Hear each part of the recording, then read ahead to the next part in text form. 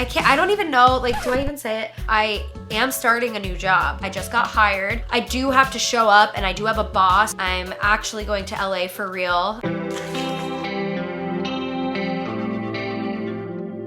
Welcome to my new and improved blue room.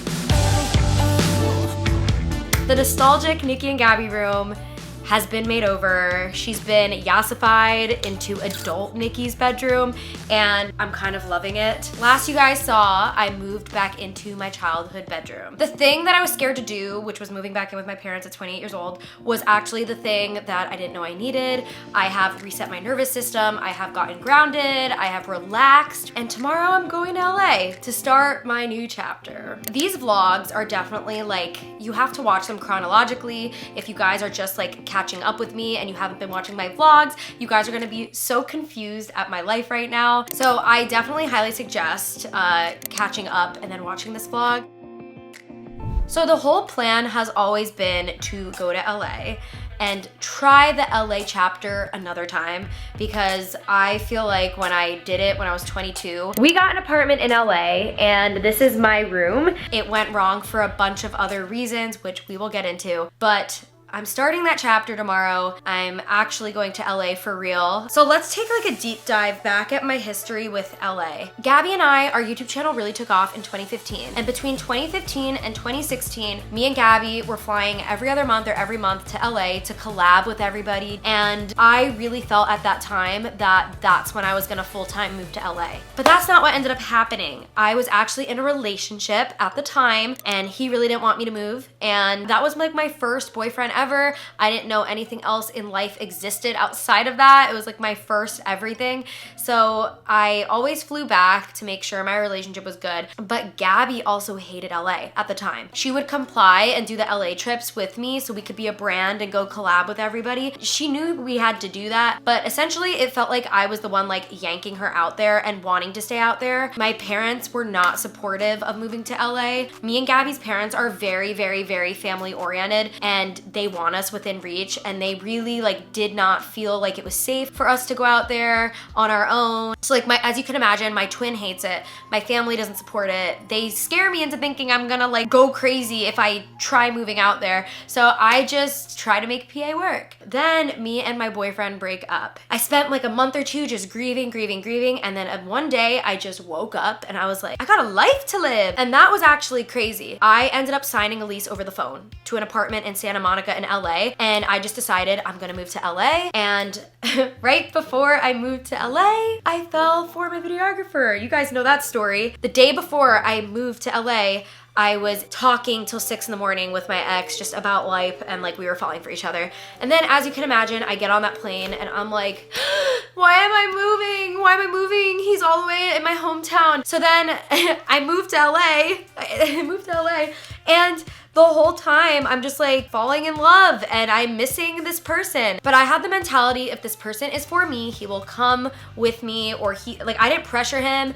I was just waiting to see if this was the relationship for me. To my surprise, he wanted to move to LA and he ended up moving to LA. We ended up living together in LA, and then we moved home together because he didn't like it out there and I was really codependent and I didn't know how to take care of myself. I didn't want to do anything alone. He was depressed, I was depressed. It was a depression cave out there.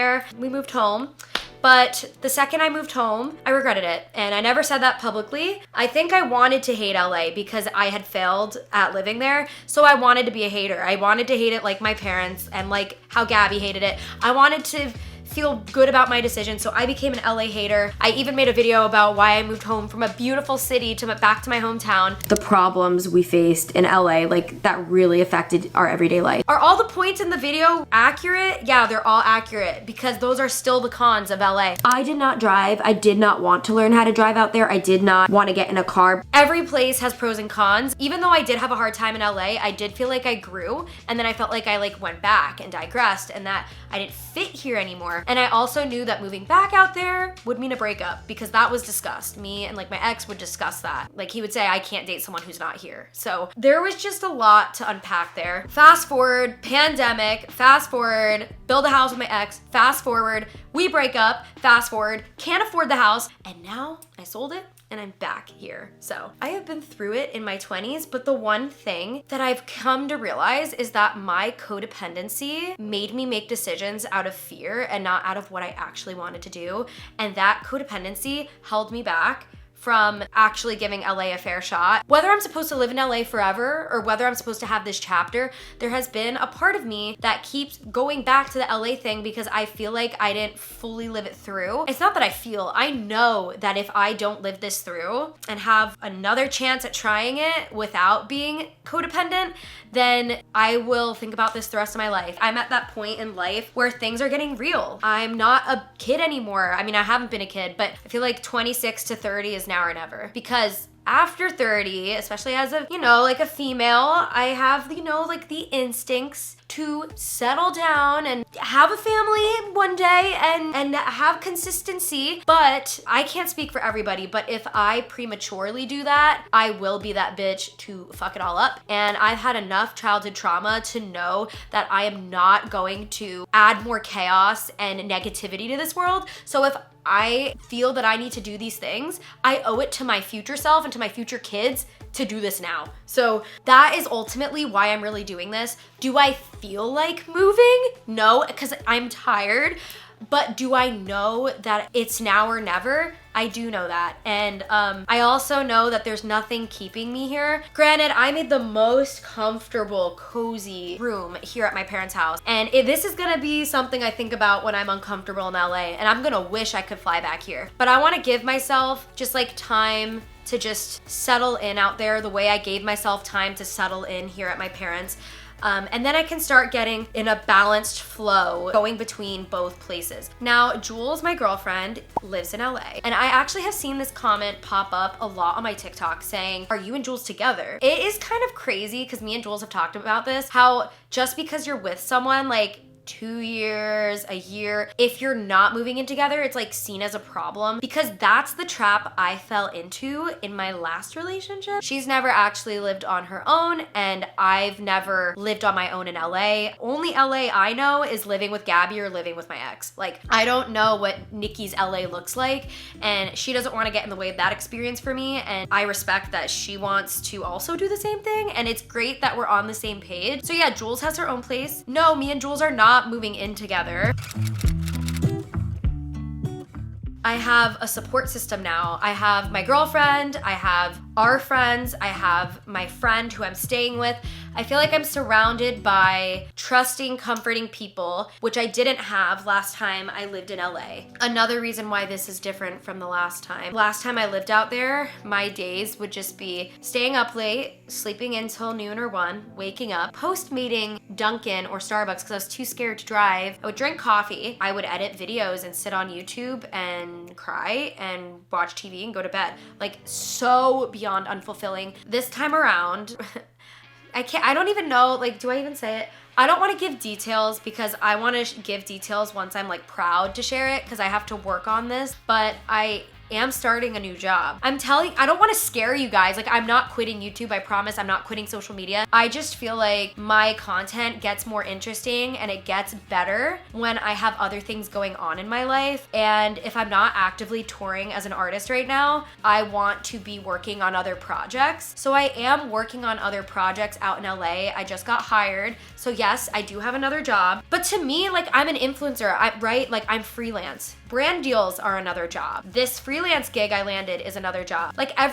nothing's changing that drastically. Like, I'm not clocking in. I don't have a 9 to 5. I do have to show up and I do have a boss. I do have things that are gonna be different for me, but this job is like a nice ease into like working for something and someone else other than just me.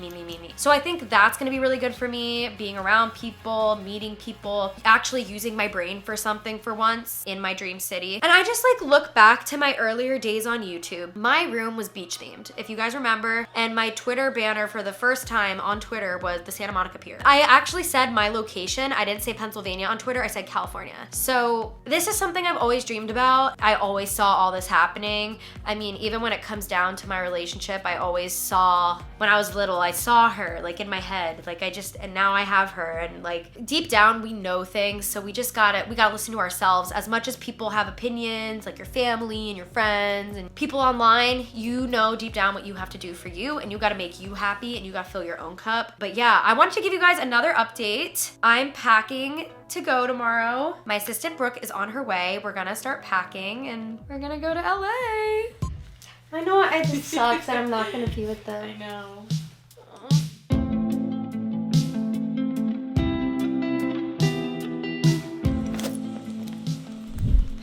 I went downstairs and I had dinner with my parents and we're crying. I've been hanging out with my parents more, obviously being home. And I feel like, you know, I distanced from my parents a little bit with like pandemic and then going to LA as much as I've been the last years and then living in the house and working so hard. I didn't really like see them as much and like we didn't talk as much. And the last like 3 weeks, we've been all eating dinner together and hanging out. And I'm literally just going on another LA trip and that's what I'm telling myself because home's always here. I can always come back here. This is my room. I just redid it. It's not going anywhere. My mom was like the non-emotional one, and when she said, wow, we're really not gonna see you like for 3 weeks, because I think I'm coming home for Easter, but she's like, for 3 weeks we're not gonna see you? Wow, we really have been getting used to having you here. And my dad was like, yeah, like we've barely been getting used to having you back. I'm gonna miss my parents and I'm gonna be good. I already picked out my airport outfit. We have all the headphones charging. I am flying first class. I treated myself. I also use the same airline every time I fly, so I have so many points built up. I have 2 suitcases. One is big, one is little, and then I'm gonna travel with my backpack. And I feel so put together and I feel like I packed everything I wanted to pack and we're moving. Yeah.